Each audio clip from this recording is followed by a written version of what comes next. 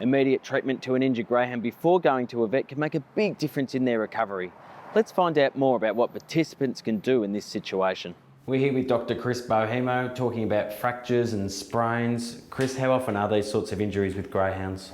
Andrew, fractures occur in greyhounds not infrequently, and sprains, whether they be sprung toes or dislocated sesamoid joints and that sort of stuff, occur not infrequently.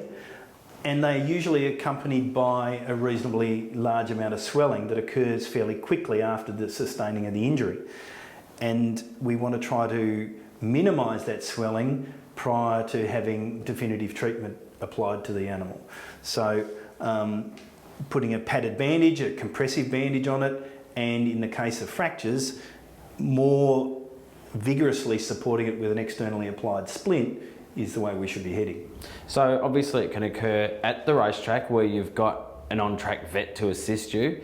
It can also happen at home. Now in that situation, let's start with the track. What sort of equipment would a vet use as a splint? The common sorts of splints that they'll apply is something like this, which will let's presume that Dougie here has sustained a fracture of his hock. They'll apply a splint over the top of a padded bandage to adequately support that fracture prior to the dog going and having definitive treatment. I guess we can't expect our trainers to have that sort of equipment at home if something happens on the trial track or in a paddock. So what can people use as a makeshift splint? Okay, so let's presume that Dougie's now fractured his hock. The common fracture is his central tarsal bone, which is on the inside of his hock here. And so what we're going to do first is apply a padded bandage to it. So we're going to get some of our cotton wool, a little bit of cotton wool between each of the toes. What does that do? That's to try to minimise any nails rubbing up and down against the adjacent toes.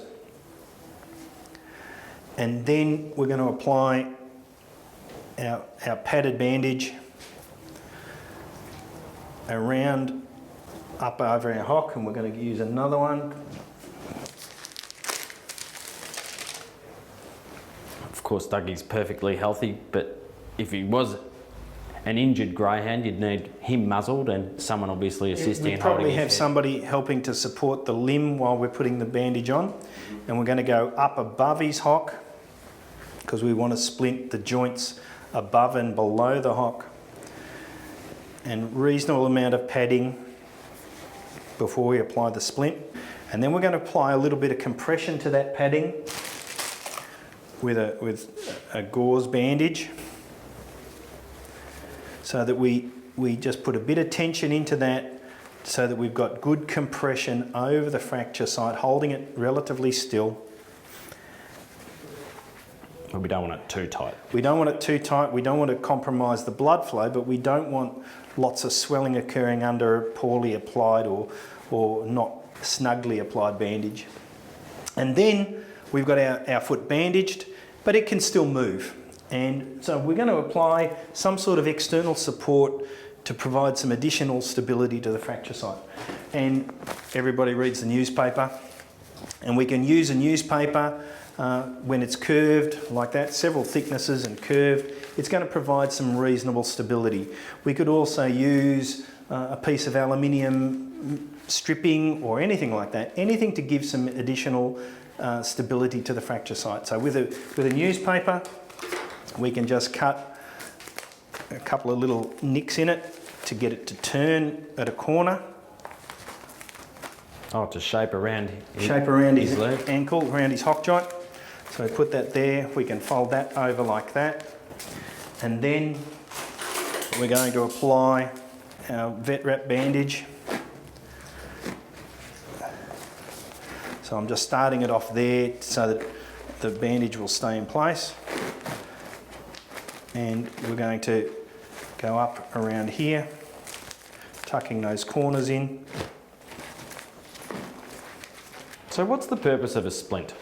It provides additional external support so that we minimise movement at the fracture site, because we don't want those bone fragments rubbing up and down against one another.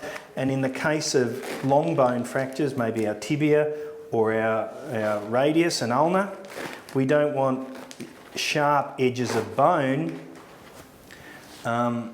rubbing into soft tissues like tendons and muscles and causing further damage to those areas. So I imagine you wouldn't splint if it's just a sprain, but how would you even know if it's a sprain or a fracture? You might not necessarily all the time. A fracture is obviously going to have a change of shape, and you might feel a grating of the bone ends, and that's not really a pleasant thing to have to feel.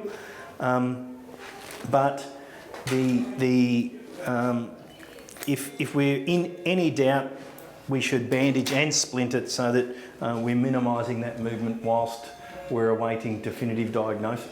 So basically, even though it may be a sprain, you should treat it like a fracture anyway and apply a splint. If it's a major sprain and maybe the dog's dislocated its wrist or dislocated its ankle, yeah, absolutely, you should be splinting it. So obviously an injury like that's pretty serious. You want to get to a vet, but should you rush your dog to a vet or should you apply this? I think you should be applying it at the time of the injury so that you minimise swelling, because some of these can swell up very, very quickly.